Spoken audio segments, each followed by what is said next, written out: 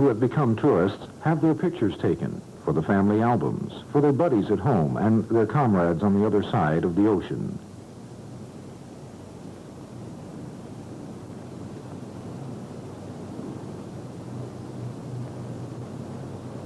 And the American camera team films their comrades while they are having their pictures taken.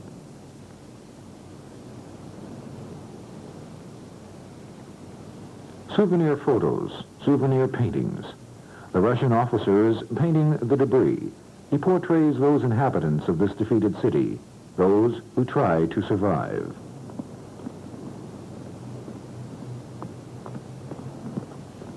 "128 bridges in Berlin are destroyed. Often there are no more streets, only beaten paths through the rubble. So each city quarter is leading a life of its own. So every walk turns into an expedition, a city slowly groping to find its way." Messages to friends or family members posted on wall fragments from those who survived while their city died. Hundreds of thousands uprooted from family, home, and profession. He is 14. His father fell as a soldier. The boy lost his mother in the turmoil. Is she still alive? He doesn't know. On her flight to escape, it took this woman 7 weeks to reach Berlin. Her sister's house no longer stands. Now she knows nobody in this large city. The Russians have released him from imprisonment. He is searching in vain for his wife and parents. He is 9. For 3 weeks, he has been running around the city, searching for his brother.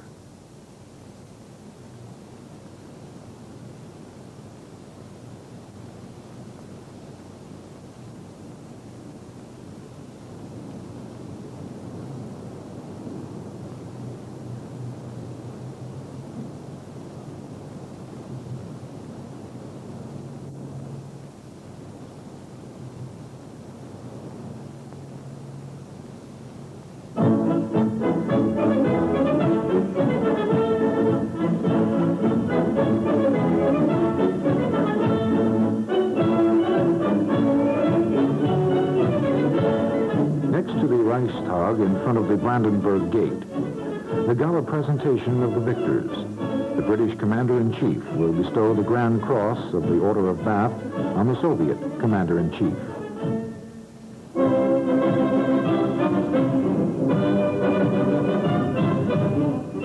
Four weeks earlier, Field Marshal Montgomery was presented with a victory medal by the Russians in Frankfurt. Now, the British are paying back a tribute.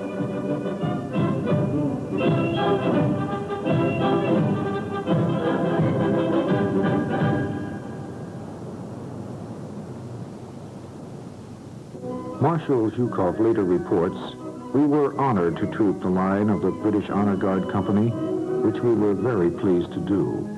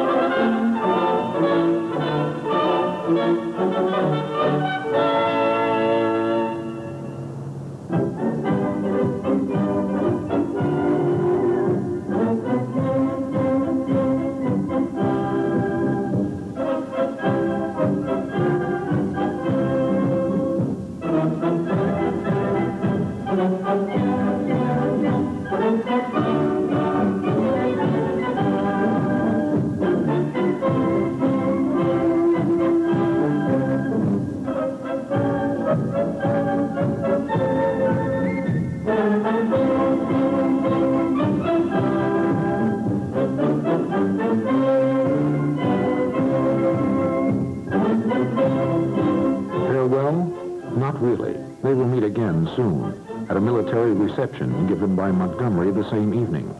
The press and cameramen are not permitted.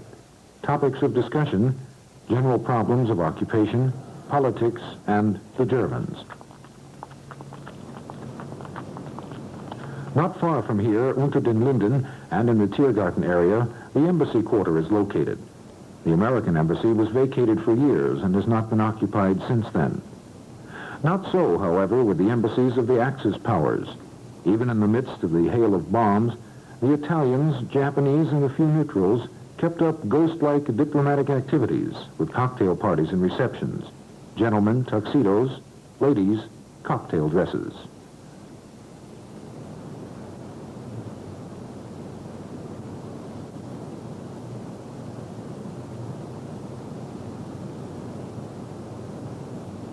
Hitler's Triumph Street, decorated with placards of the Big Three. Churchill, Stalin, and Truman are to meet soon for the Potsdam Conference.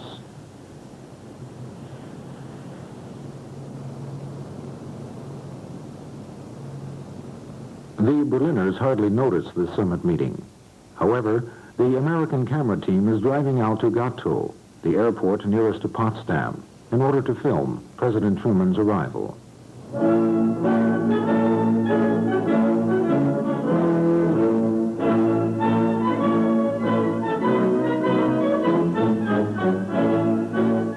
America's president is greeted not only by his soldiers, but also welcomed by the Russians, who are the hosts in Potsdam.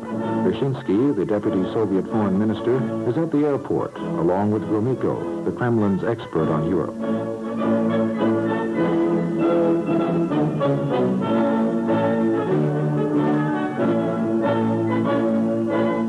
Hail to the Chief, the march reserved exclusively for the president. A red carpet greeting, excluding the public. The camera teams are also pushed into the background. They curse the rigorous barriers. However, when the war has only been over so shortly, there is still the fear of attacks by Nazi sympathizers. Scare of the werewolf.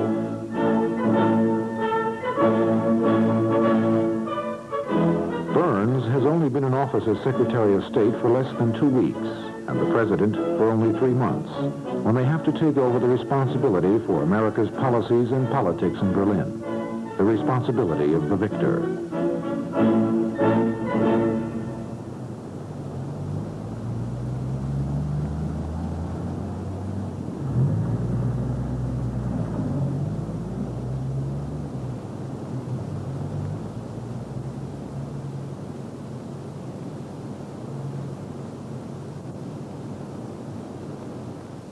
Tempelhof Airport, Hitler's showpiece, was already back in service a few hours after it was taken over by the Russians.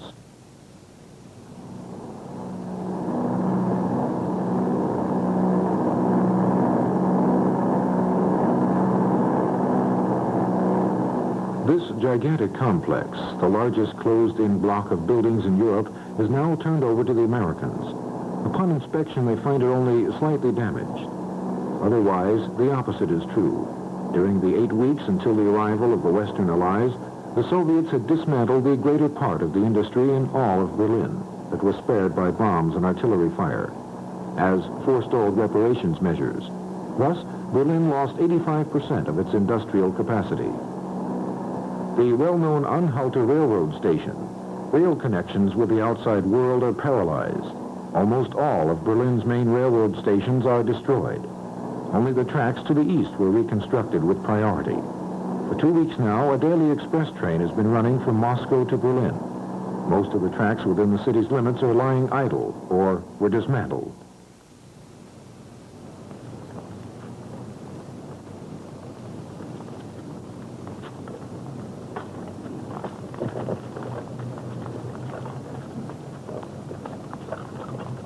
An endless number of refugees and expellees pass through Berlin. An official statement reports that Berlin can offer no housing, food, or work to those deported from the eastern regions. For this reason, all arriving transports are to be detoured around Berlin to other areas. But the Reich's capital was a main traffic junction. It is impossible to detour all of these hundreds of thousands. So each is given a plate of soup and 100 grams of bread. But within 24 hours, they will have to leave the city.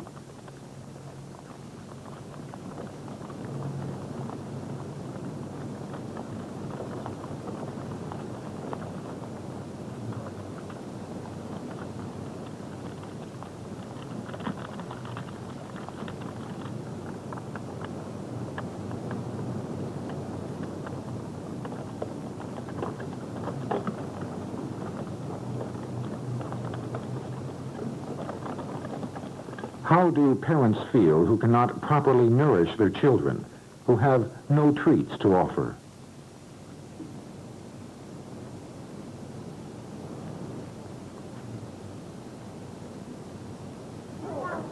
The only ones who do have something to offer the children are the foreign soldiers.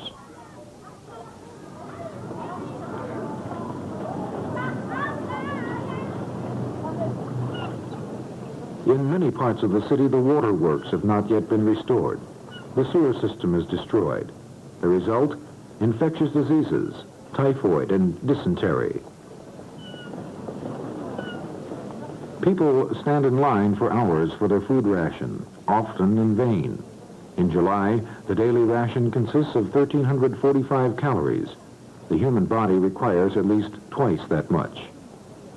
The weekly ration for the average consumer, but often potatoes are not available due to transportation problems. During July, there are less calories consumed than in May, shortly after the end of the fighting. Part of the daily food ration, 200 grams of bread, 10 grams of sugar, 25 grams of meat, 2 grams of coffee. One has to line up for everything, even for newspapers. At this time, the only pages available are those of the Soviet occupation forces. Their content is meager and censored by the military. But even so, they represent the first contact with the outside world. This day's issue reports that Zhukov received his medal, that Berlin's breweries are again producing beer and soft drinks, that a grocery store was closed for illegally hoarding food for the black market, 40 half-pound packages of margarine and 17 cans of meat. But more significant news sources are the bulletin boards, substitutes for newspaper ads, for mail. Notes such as, who will deliver a letter to Rudolstadt?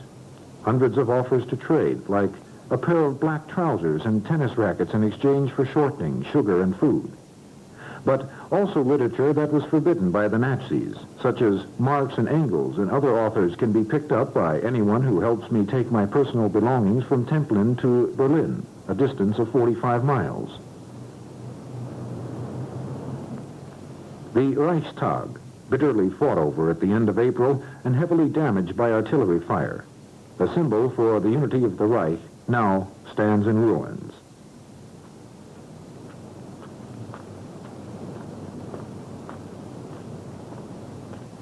The conquerors have smeared their signatures here. The fight for the Reichstag was the high point of the Battle of Berlin.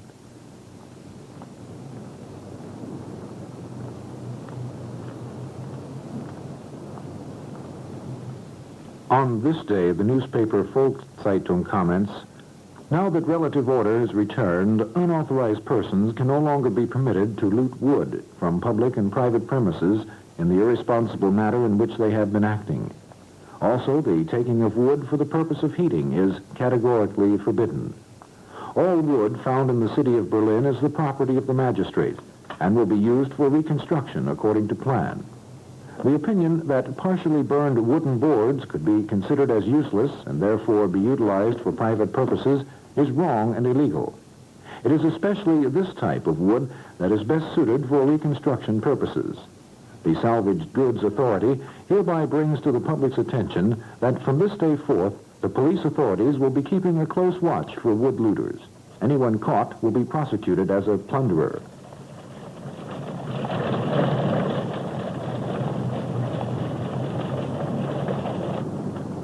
The police authorities.